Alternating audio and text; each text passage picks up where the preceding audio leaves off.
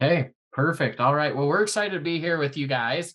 Obviously, we're going to be talking about meat rabbits. As you can see, Jesse is holding one of our new baby bunnies that we have. We raise meat rabbits on the side. That's kind of one of our hobbies and things we love to do. And so, anyway, we really like to do presentations like this, especially about meat rabbits. What we try and do is provide the basic information and the most up to date research based information so that we can be able to provide, information that has been tested and verified in a sense. And so my name's Jake Hadfield. I work in as the agriculture extension faculty in Juab and Utah counties. If you guys saw the budget presentation earlier, I did that. So I'm going on two presentations. So Jesse's on the second one, so it'll make it a lot more entertaining, but I'll let her introduce herself.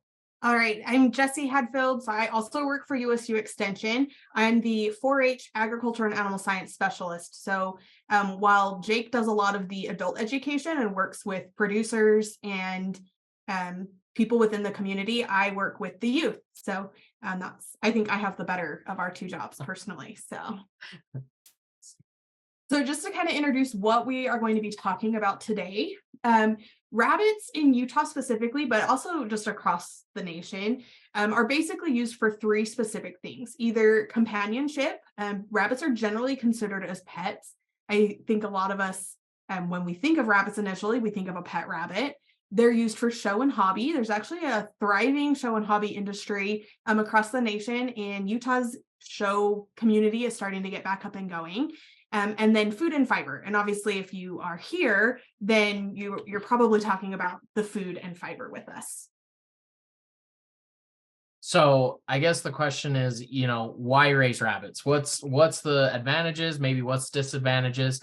And here are some of the things that we have specifically on rabbits. So first of all, and we'll cover each of these in depth, the practicality, multi-purpose, nutrition, and economics. And so if we go to the practical, one of the things we always talk about with rabbits, and one reason to go with them is they're clean. If you manage rabbits correctly, really there is hardly any odor, and you can manage as much as you want to keep the odor down as much as possible. They're really quiet. You don't have crowing like chickens. That's always an advantage. Very space efficient. There's a minimum of square inches a rabbit, but overall, they really are. You can keep a lot of rabbits in smaller spaces than some of our other animals. Fast growing, we have a gestation that's only 30 days long, and rabbits can be ready to harvest at 12 weeks. And so they really are an easy animal to process. Overall, the whole entire process is just very clean. There's a lot less mess than what you'd find in chickens and other livestock. And so really there's a lot of practicality to rabbits, and there's a lot of simpleness, which is something that we like with just the time demands of our jobs and whatnot. So Rabbits are also just multi-purpose. So if you're going to be using a rabbit as an income source or as a backyard homesteader, you can use them for food. The whole carcass, for the most part, can be used. You can use not only for human consumption, but also for pets. If you have reptiles, there's a need for rabbit meat for our reptile and our raptor community, dog treats, things like that. The fiber or the pelts. You can see in these pictures, I have both a pelt and then there's also an Angora rabbit. And Angora wool can be spun just like sheep's wool, and it's very soft. And then, of course, fertilizer. So I know several of you probably hopped onto the some of like the soils and some of the other sessions today, and we talked about fertilizer. And the cool thing about rabbit fertilizer is that it's balanced so that you can just put it directly onto your garden and you don't have to worry about it being too hot and burning your young plants. And so I'm going to just talk about the nutrition of rabbit really quick. So I'm talking about not the nutrition for your rabbit, but the nutrition of rabbit. And so this is some research that was done by Alabama A&M University back in 1989. But the research, it's the same across the board. So rabbit has one of the highest percentages of protein per pound of product. So you can see rabbit compared to chicken, veal, turkey, lamb, beef, and pork. Rabbit has that higher percentage. So basically you're getting more bang for your buck. You're getting more protein with less calories. For our health conscious consumers, cholesterol is it's one of our healthier meats if you're thinking about your cholesterol content. And rabbit is considered a red meat in terms of the protein structure, but a lot of like in the culinary world, rabbit is actually considered a white meat because of some of these properties. So red meat and pork are often discouraged in low cholesterol diets, but rabbit is actually a really good alternative for that. And then lastly, just your calories. It's a lower caloric meat. And so, like I said, with the proteins, you are getting more bang for your buck. So you're getting more protein and less calories. And in fact, it's got half the calories of pork, lamb, and beef. So a lot more similar to chicken in that respect. So, kind of moving into the economics now, I'm not going to dive into budgets like I did earlier. So, don't think I'm going there, but just talking about the cost of getting started. So, overall, there's really a low startup cost. You're looking at your housing, supplies, feeds, as well as your rabbits, right? And if you're looking at houses, a complete setup suitable for outdoors could be anywhere from $400 to $800. I mean, it can be more than this if you really want to go more. And I've also seen people do a lot cheaper, especially if you have like leftover wood or leftover cages. You really can make something pretty cheap, a setup that works pretty well. Now, one of the things is a lot of times people are like, well, what type of cage do I do? And honestly, from what we've seen from research, there's not necessarily a 100% way to go. I mean, you can see here we have different styles. There's the metal cages, like a lot of people use. There's tractors. There's kind of a wood metal mix. There's also a pasture or kind of turning out rabbits more like free range. The one thing I will say is we really do try to make everything oriented around research. And that's one area of research that's just missing. We don't have a lot of research on open range rabbits for the most part. And so, anyway, that's somewhere we're missing. I think it is still a good practice, just we're lacking some of that other support from academic institution. But you can see here there's multiple different ways to store rabbits, different types of cages. Supplies, we have a website on here, bunnyrabbit.com, but there are multiple websites out there that you can utilize. I mean, heck, we've even gotten supplies off Amazon. I mean, it's really, you can go anywhere you need to. Our local feed stores, we've listed 3 of the major ones, but even your local one in your town, your city, those can be great. And honestly, a lot of times the supplies you can just kind of make your own or build your own from what you have. And so what are some of the supplies you need? So first, cages.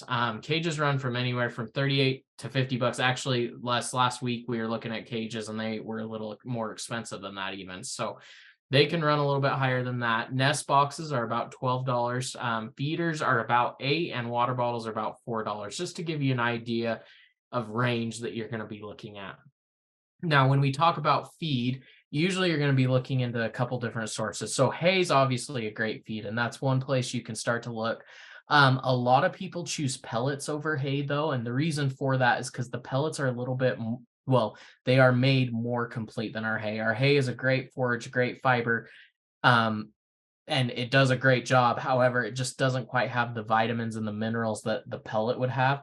A lot of people choose to combine these two, kind of utilize them together. That's great too. It's just kind of what you're looking for, but just to make sure your animal gets the most nutrition. Now, when you're looking, pellets usually run, and I think it was about $20 to $26 a bag for a 50-pound bag.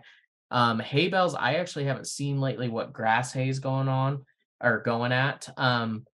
I think the last time I saw was about 10 to 12 bucks a bell. But hopefully that'll be going down a little bit in this next upcoming year. So now with your rabbits, one of the important parts that we always stress when you're getting started is to start with a trio rather than just starting with 1 or 2 rabbits. We always encourage a trio. Rabbits can run anywhere from $0 to $200. Really, a lot of the costs are up to you and what you choose. But it's important that you start with a buck and 2 does to be able to start a herd, or at least that's a good way to start. You might buy more than 1 trio, but make sure you have a trio in the first place. So All right, so getting started, I'm just going to go over some just general vocabulary, and hopefully this is just a review for everyone. A buck is a male rabbit, a doe is a female, a kit, like this one that I have here, is a baby. They're not baby bunnies. I mean, that is technically what they're called, but they're called kits. and then kindling, that is giving birth. And then rabbits are not rodents. They're a part of the Lagomorpha family. And so rabbits, hares, and then there's a few other species that make up the Lagomorpha. So when we're getting started, I'm going to go over selection, some care of your rabbits, and then the meat rabbit cycle. So when we're discussing selection, and then I'll pause share here in just a minute and I'll pull some rabbits out and show you guys some things. But one of the important things about selection, on the left of your screen here, this is a Holland Lop. They max out at 4 pounds. In fact, 4 pounds is on the heavy side. So we have a Holland Lop that lives in our house and she's only like 3 pounds at most. So Holland Lops, obviously, if you're raising meat rabbits, maybe not the breed that you want to choose. Netherland Dwarves are another small breed. You know, your mini Rex, some other breeds like that. So on the right, we have a California, and this is a rabbit that at minimum is 10 pounds. So when you look at these two rabbits, it's pretty easy to say, okay, if I want a meat rabbit, I want the bigger of the two. So you may be thinking, well, bigger is better, obviously. So we've got our California on the right, but I've swapped the Holland Lop out with a checkered giant. These rabbits at minimum are 12 pounds, and they consistently get up to 15 pounds. They are very similar to a continental giant or a Flemish giant, if you guys are familiar with those breeds. They're large rabbits, but you can see how it's got an arched body type. So you can see there's air underneath it when you're looking at it. That's just a specific type of rabbit. They're a little bit racier, and they're really lean in terms of their composition. So if you're thinking bigger is better, that may not always be the case. So this image here, on the top is a checkered giant. On the bottom is a New Zealand white. So New Zealand white is very similar to the California that I had in the previous picture or in the previous slide. So this is just a comparison of the carcass of these two animals. The one on the top, as like I said, that checkered giant, and the one on the bottom is this New Zealand white. You can see very clearly the muscle shape, and not just the muscle shape, but also the content. There's just a lot more product on this New Zealand white. These two rabbits were both 6 months old, so even on the heavier side of when we typically will harvest our rabbits. They were both pedigreed, so purebred from good lines. They were both healthy. They were both fed the same pellets, free feed. And the checkered giant carcass was 4 pounds, 3.4 ounces. The New Zealand white carcass was 4 pounds, 15.8 ounces. So you can see there's a pretty clear difference. And because these were both 6 months old, I would be willing to bet that that New Zealand white actually hit an ideal market weight a lot earlier than that checkered giant as well. So when we're talking about breeds, there are over 50 recognized breeds in the United States, and there are over 15 that are considered commercial type. So when you're looking for a rabbit, we recommend that you go for those commercial types so you don't end up with a Holland Lop or a checkered giant. The top 4 in the nation is the California, the New Zealand, Palomino, and then Satins. And we also wanted to just mention, you guys maybe have heard of Silver Fox. Silver Fox they're not on this top 4 list just because they're considered an endangered breed, where they're making a comeback, and they're very popular in Utah, especially because they are so hardy and they're great rabbits for first-time rabbit breeders. But they're not on this top 4 list just because nationwide they are just not as popular.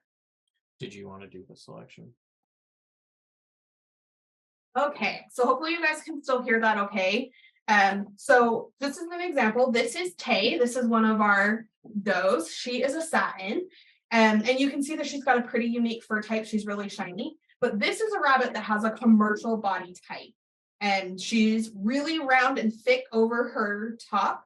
And then when you pick them up and look at them from behind, when you're selecting a rabbit, it's also really important to look at their hindquarters. The majority of your product when you harvest a rabbit is going to come from the hind saddle, which is from that last rib all the way back. So when you're looking at these rabbits, Tay has a really full hindquarter and is actually really good in terms of that muscle type. So she's one of our better does. And she is just over 8.5 pounds. She just had a litter too. So she's even maybe a little bit lighter in terms of her condition. So this is one body type of your commercial breeds. And we wanted to talk a little bit about a second rabbit here.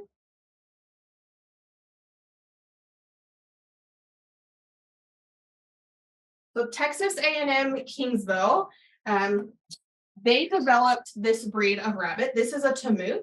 This is an 8-week-old buck, and they are a cylindrical body shape. So you can see that he lays a little bit lower and longer. You can still kind of like, you know, you can pose them to be a little bit more round, but just naturally, they're going to have a longer hind saddle. For an 8-week-old buck, he's still pretty stout in terms of that hind quarter, but you can see his fur is a little bit different than that satin. So when you're selecting, just because they aren't bunched up all tight doesn't necessarily mean that they are not a good meat rabbit.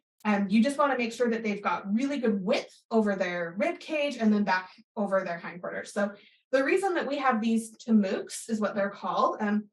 This breed specifically is bred to be really heat tolerant. And so our goal for our rabbit hobby or our small farm is to have our satins that can breed from the fall into the spring, and then our Tamooks that can breed through the summer. So they've got bigger ears so that they can release some of that heat a little bit better. And then because their fur is a lot less dense, they also can regulate their body temperature a little bit better. So any questions about these two before we kind of move back on? And I'll pull these guys out again and we'll do a handling demonstration, and I'll show you guys what I do when I'm checking rabbits for health before we bring them home. But we just wanted to show you kind of some differences between some live rabbits versus just pictures. Well, and just to let you know, I mean, we have these two breeds, but obviously there's more breeds out there that are, you can use any type of breed that you really feel comfortable with. Each breed has advantages and disadvantages, and it just kind of depends what you select. So, oh, it looks like we might have a question. Do Tamooks do all right in the winter? From what I have heard, so this is our first set of Tamooks. They do all right. They're not going to be as thick coated as some of our other rabbits. And so their litters, I don't think will do as well, just because they don't have the same density of fur to help build their nests. But the adult rabbits themselves should survive just fine. So we're just not planning on the litters being as productive in the winter. So, all right. So just to kind of, let's see here. Let me make sure I'm on the right thing. Just to kind of go through. So another thing to consider with breeds is we've listed some of them out. We're going to talk about the 4 popular ones just real quick. And do you want me to change that over? I think it's okay. Okay. So, but one thing to consider is there are mixed breeds. And so that is one thing you can consider when you're thinking about meat breeds. I will warn you, you want to make sure that both in a mixed breed, you want to make sure that that mixed breed is all meat breeds. So I'll give you an example. We show our rabbits on the side as well. And we had our one rabbit got out at the show, and we didn't know this, but it got pregnant. And anyway, 30 days later, we had babies and weren't even expecting them. And so it was a surprise. And so at the show, it was a registered satin show. So we were like, oh, cool, we'll see this. And so we had another doe who we had bred, and she had babies about 2 weeks after. One thing we noticed is that the second doe that we bred, her babies actually surpassed the first babies. And what we realized happened is at the show, our satin doe bred with a mini satin. And so it actually took us forever, and we couldn't get the crossbreed to ever get to 5 pounds because it was a mini satin, which we didn't have much control over. What happens at a rabbit show apparently does not stay at a rabbit show. And so anyway, that's kind of what we were looking at when we were doing that. But just to go over some breeds real quick, just like Jesse was talking about with the Tamooks, they're more like how do you say it? Cylindrical. Cylindrical. Just like the Tamooks here, you can kind of see the California still has that same shape. So California, they're known for their white pelts. One of the reasons for this is white is one of the easiest to be able to use to be able to change colors and whatnot. So a lot of our meat breeds that are very popular, you'll see will have white pelts. Another breed is the New Zealand. They're a little more compact. They still have some of that cylindrical shape. They are another really popular breed. The one thing about New Zealand snow, this is a New Zealand white. They do come in other colors besides white. And so that's just a heads up for you. The next one is the Palomino. Obviously, as you can tell by their color, they have that Palomino coloring. That's one thing that they really are spotted for and are known for. And then last but not least, the satin, which has that unique fur type that has the sheen that Jesse kind of already talked about a little bit when she was showing rabbits. So Okay, so really quickly before we move on to the care and feeding, one thing that I did want to just mention quickly about rabbits and crossbreeding is if you guys are familiar with the term hybrid vigor, that is something that you can get if you are purposefully breeding two different lines. And so what hybrid vigor is it means that the offspring are going to outperform the average of the parents. So we are hoping to breed our Tamuk does to our satin bucks and get some hybrid vigors. So not only will our litters be more heat tolerant, but they also will grow a little bit faster and have a little bit more of a that meat shape over their hindquarter. That's what we're hoping for. So something to keep in mind, crossbreeds are not always a bad option. The reason that we promote that purebred is just because you know exactly what you're getting. That line has been proven over several generations. So something to keep in mind when you're selecting. Okay, so when we're talking about care, we're going to talk a little bit about feeding and watering your rabbits. The first rabbit fun fact that we're going to go over is that rabbits can't vomit. They're actually called cecotrophs. And so very similar to some of our other livestock. So that the fact that they can't vomit means that rabbits are susceptible to bloat. So it's really important that we keep our diets consistent and that we're not making rapid changes. In fact, if you're going to make any changes to your rabbit's diet, you should do it over a period of a week to 2 weeks. And that includes adding vegetables or fruits, table scraps, things like that. Cecotrophs means that rabbits actually digest their food twice. So they digest it, the microflora in their gut is going to further digest, and then they're going to re-eat that, and then they'll receive those nutrients. So just really quickly get some participation from you guys. With our rabbits, of all the livestock species, which ones do you think rabbits are the closest to? So if you think of in terms of their digestive system. So if you think about all the animals you have on the farm, cats, dogs, chickens, horses, cattle, pigs, what you can just go ahead and pop this into the Q&A section.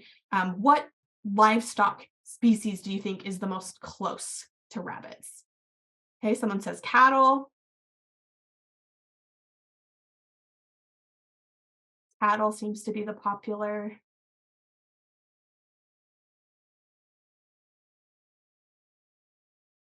Yeah, lots of cattle. So you may think that, but surprise, this is a real shocker for a lot of people. Rabbits are actually, from a digestive system, the most similar to our horses. They are both hindgut fermenters. The diet that they have is very similar to a horse. And so if you have horses, that this is what you can think about with your rabbits, is that they are the most similar to horses. So I kind of talked about this a little bit, the scoop on poop. Rabbits have feces and cecal pellets. So the cecal pellets are what comes through first. That's the microflora is going to process their food into those essential nutrients, and the rabbit is going to redigest that.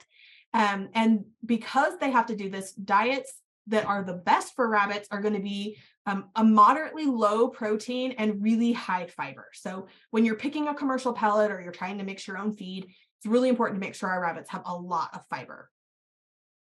Well, and to go off what Jesse said about diets that are low protein and high fiber, I mean, it's okay to feed an alfalfa hay, but one thing to consider is you're going to pay more for an alfalfa hay, and a grass hay is going to be this lower protein and high fiber, which almost fits the rabbit's digestive system a little bit better. The alfalfa will have some good fiber and it'll have high protein, and you got to be careful. You don't want to get too high on the protein, but so here's some just basics. Rabbits need their feed formulated with 12 to 20% protein. Now, this is one thing that I think you can figure out individually where your sweet spot is. I don't think there is a sweet spot. We found we like between 16 and 17%. That has just worked really well for us, but that might not be true for everyone. That is one thing that we really encourage is, you don't want to be changing feed too much. You want to make sure if you are altering feed, you do it in a slow process. However, if you can find a good feed that really is doing well for your rabbits, you stick with it, because that is always a good sign. As I mentioned earlier, commercial feeds have all necessary nutrients, and that's a huge bonus. So a lot of times you may find opportunities to kind of minimize your feed costs by feeding either a different supplement, maybe some garden treats, different things like that, things from the garden, different things. And that is great. I would just make sure that there's always a little bit provided of pellets so it has those necessary nutrients, or at least they have a way to get those nutrients overall. Because it helps the rabbits to make sure they don't get sick.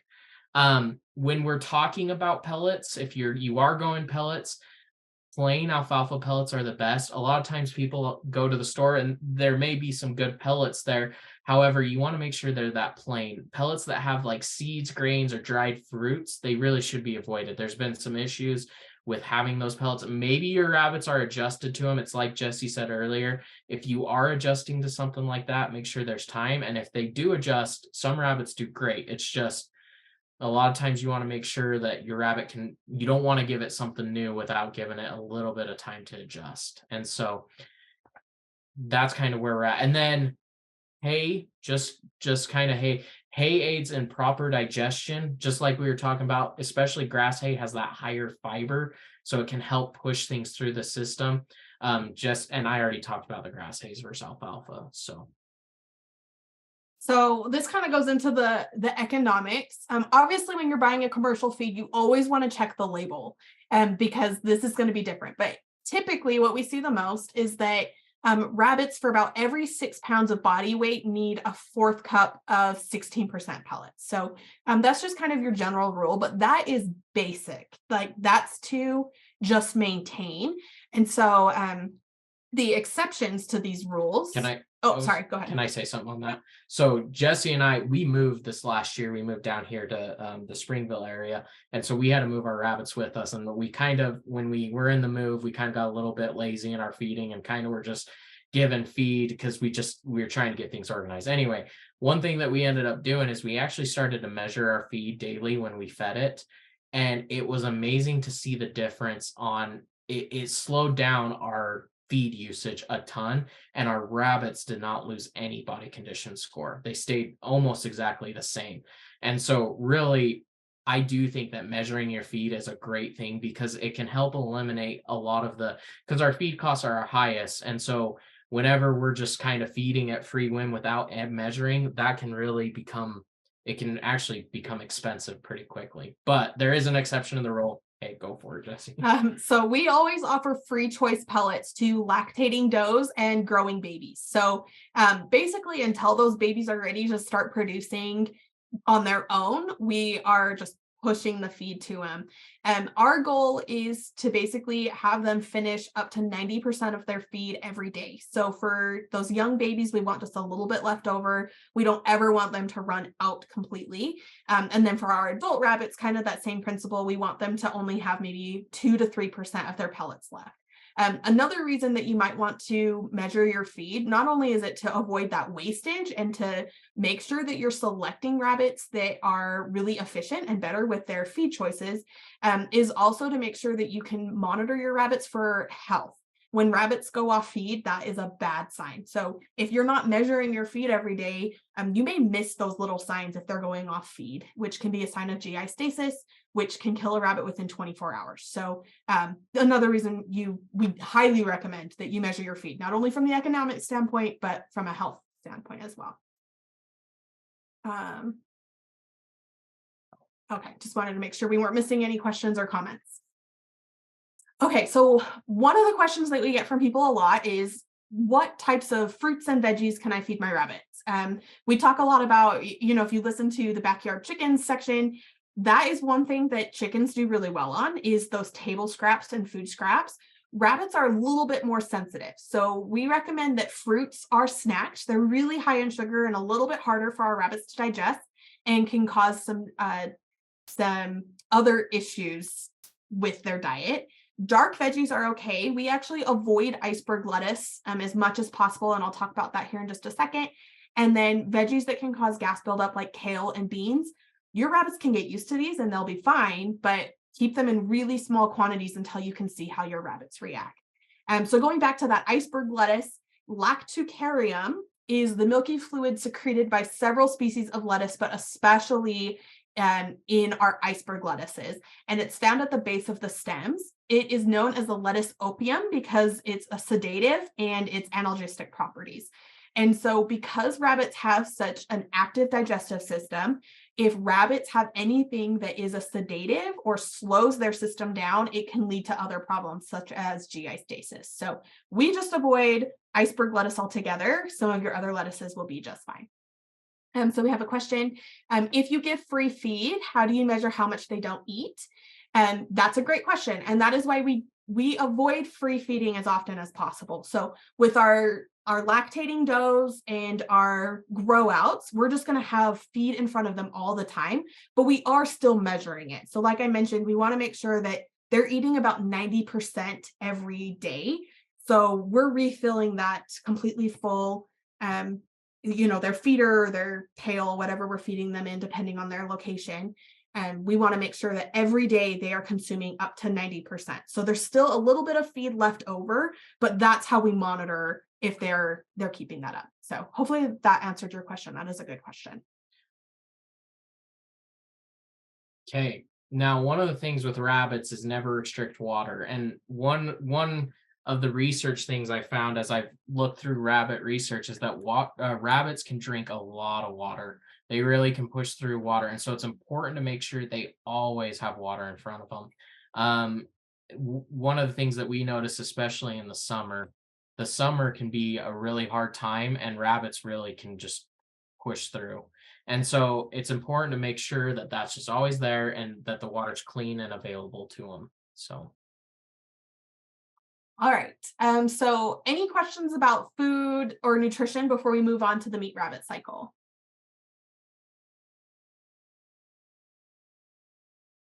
Okay.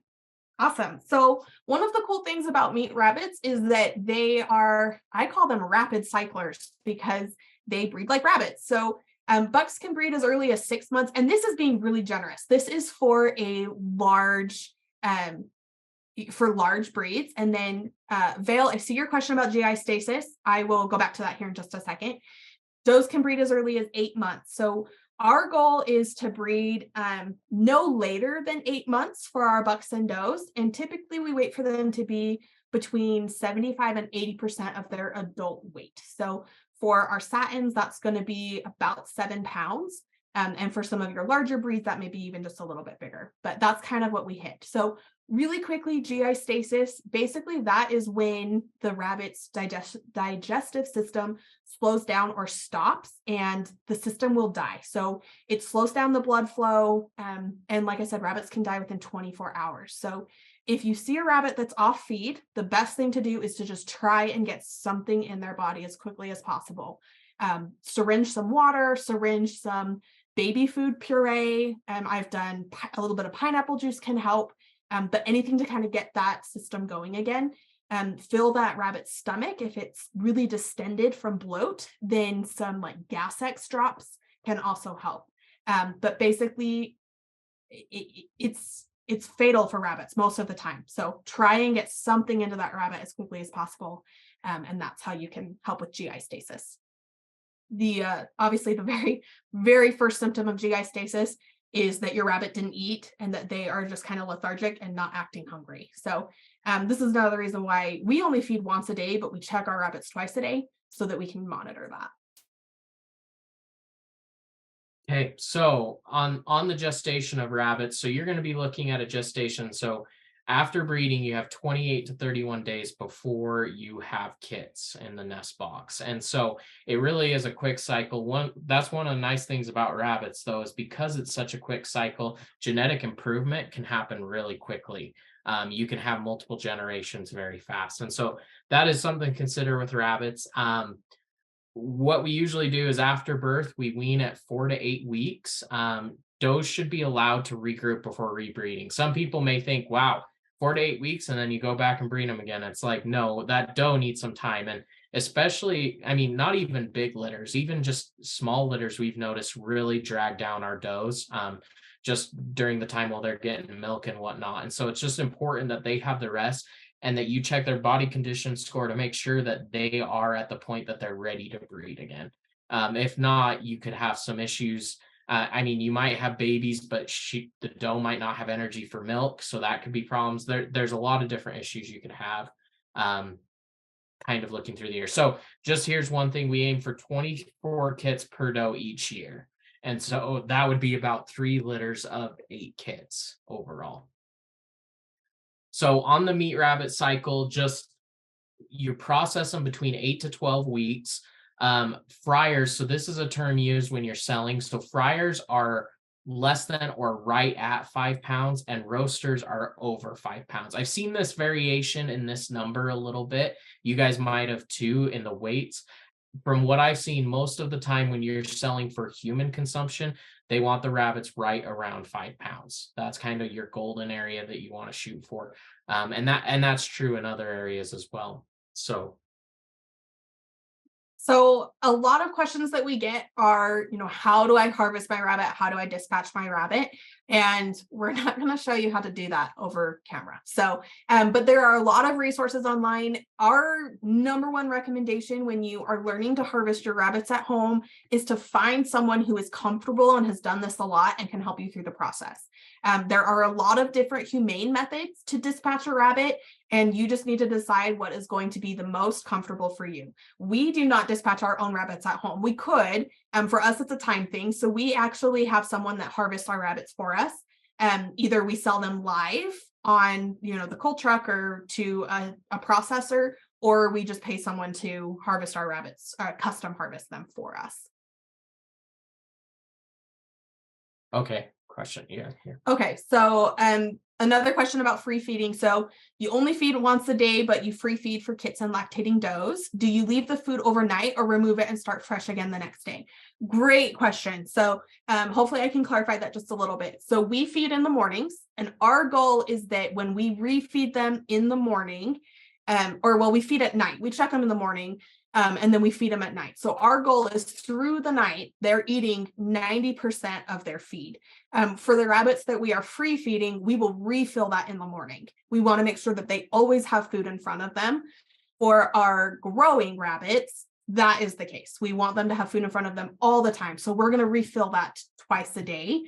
I didn't mention that when we treat our grow outs differently than like our breeders. So our breeders that are home with us, that are, like our bucks that are just on maintenance, or our does that are in that resting period, they are only getting fed at night, and we want them to eat 90 to 95% of their feed overnight. And then we just let their dishes sit empty throughout the day.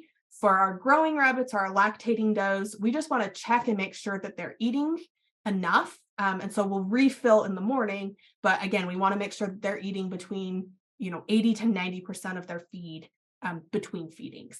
Yeah, and just to add on to that, like the measurement more happens with the breeding does, and where I was talking about measuring and making sure, that happens with breeders when they don't have babies and they're not grow outs. And so on grow outs and babies, and when the mother's given milk, that's a little bit different, because you really do need to make sure that feed's always in front of them. And sorry, we were kind of confusing on that, and I understand that. But yeah, just like Jesse said, that it's kind of more of the focus when our breeders are not. Like, for instance, our bucks, that's one thing that we're always doing with them, is to measure their feed to make sure, because they can be expensive if not. So I'm just going to pull this slide up so you guys can see our emails. Please reach out to us if you have questions. I will talk just a little bit about so we have a buyer that we send our rabbits to. There are several different options. And I see people all the time asking for fresh supply of rabbit. If you are interested, or if you're on social media, the best thing to do is to join the raw feeding dog group. They're always looking for supply of rabbits. If you go to Utah Meat Rabbits on Facebook, the Facebook group, you can make a post saying that you're looking for new buyers and things like that. So there's definitely options out there for you to find those. So how much meat can a backyard family setup produce in a year? And what are the benefits of raising rabbits instead of chickens? So a couple of things. One, rabbits, I think they're cleaner to harvest. They're cleaner to maintain. They're quiet. Most cities don't have regulations on having bucks, where they might have regulations on having a rooster. And so those are just some of the advantages. I also think that, pound for pound, you're getting a lot more. we aim to have, so if you're having 24 kits per doe, so if you have a trio, let's say you're looking at 48 rabbits times 5. Help me with the math here. Hold on. 48 rabbits. So I'm thinking, so if you have 48 kits, so if you have, a buck and 2 does, and you're aiming for 24 kits per doe, so you're at 48, right? And then you're harvesting them at 5 pounds, you're looking at 240 pounds a year. Now, again, sometimes, especially when you're first starting, there is a learning curve. So again, that's a projection. That's not necessarily what's going to happen right through and through, but that is a number you can kind of look at and kind of determine. What is the best way to prepare rabbit to eat? So overall, from what we've seen, a lot of rabbit we've seen is used basically kind of in a crock pot style where you kind of sit there and let it sit and cook for a while. I've seen a lot like that. However, I've seen rabbit, they really cook it in kind of every way. Haven't you seen? So Yeah, so it really is just like chicken. So you can basically uh, feed your rabbits, or prepare your rabbit for dinner the exact same way you would chicken. So we've made wings before using just a wings recipe. We've barbecued them, we've fried them, we've crock potted. So really, sky's the limit. We personally like just the crock pot, like tacos. So we make street tacos with our rabbit meat pretty frequently. So going back to, having to accommodate 48 at a time, no, not necessarily. That is for a year. So we aim for 8 rabbits per litter. And if we're breeding, we like to breed 2 does at a time. So if we have a doe that's maybe just not a good mom, or maybe she's not producing as well, we can foster litters. And so we have grow out pens for up to 16 rabbits at a time. I always recommend you have more cages than you think you need. So we actually just picked up some kind of cheap cages that somebody had, built themselves, that they were just trying to get rid of for space. And we just have them as extra cages in case we need to separate them out further. So we just have empty cages that we can use for our grow outs if needed. Because last spring we were planning on, 24, but we had a litter of 11, a litter of 12, a litter of 10, and a litter of 8, all born in the same week. And they grew super fast. And so they grew out of our grow out pens pretty fast. So always have some extra cages, but you don't need to be able to feed 48 adult rabbits at a time. Because remember, they're also only 8 pounds or 5 pounds. They're going to be half the size of your adult rabbits. And that's exciting that your first trio, Shining Star, will be arriving in 10 days or so. That's awesome. well, and one more thing. So what are the signs to look for when not fit for human consumption? One of the things that so if there's a broken leg or anything, that is worrisome. And if there's an injury, that's something that you're going to want to look at too. So if you're processing these yourselves, and I don't know if that's the case in this scenario, but if you are doing that, one of the things you'll want to look at is you'll want to evaluate the carcass. And one thing that you could have issues with if there is an injury is gangrene, and that needs to be cut out of the carcass completely. So that is one thing you just need to be aware of when you're kind of looking through carcass and whatnot. Usually, for the most part, rabbits are pretty fit for human consumption. I mean, there's not a lot of opportunity for injury, but that is something to consider when you're going through the process. I always just follow the color and odor test. So if the meat is off color, if it's bruised, especially if it's green or yellow, or there's, pockets of liquid or fluid, you can cut that out, or, feed that one to the dog. And then if there's any sort of off odor at all, I would definitely not use that for human consumption. But as long as you're cooking your meat properly, you can pretty much eat pretty much anything that you have. So good question. Hey, so we have about 5 minutes left. So I did want to just do a brief demonstration of if you're buying your rabbits. And what I'm going to do is I'm going to step out and let Jake kind of step away for just a second.